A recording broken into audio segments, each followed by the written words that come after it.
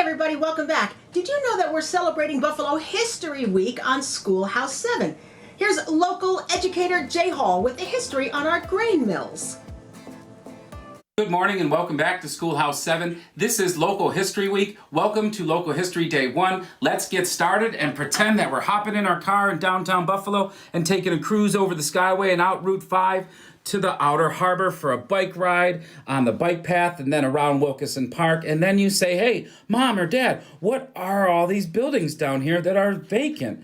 What are those huge things? So today at Schoolhouse 7, we developed an awesome lesson to teach you about those buildings. And it all began with wheat, because in colonial times, wheat was a staple for life worldwide. And in Midwest United States, more wheat was grown and farmed. They had to export this wheat to Europe, so they had to get it to the ocean, to New York City and Philadelphia, to take it to Europe.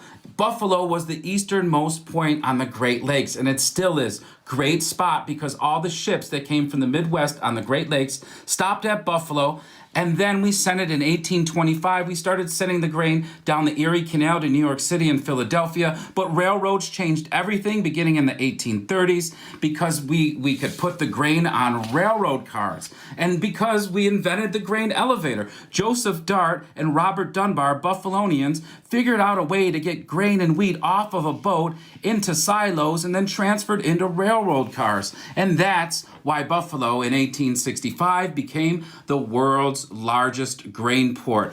Awesome stuff, but those buildings are vacant, we said. And that's right, because yes, the wheat and grain came across the Great Lakes, stopped in Buffalo because you couldn't drive boats over Niagara Falls, right? And then we put it on railroads and sent it to the coast. But they built the Welland Canal right up here in Canada. So all the ships now go through the Welland Canal and pass right by Buffalo and Niagara Falls through Lake Ontario, up the St. Lawrence River, and out to the ocean and to Europe. So there is your local history lesson. That's what those buildings are, and that's why they're vacant. Keep reading, keep writing, check out some local history, but most importantly, be safe.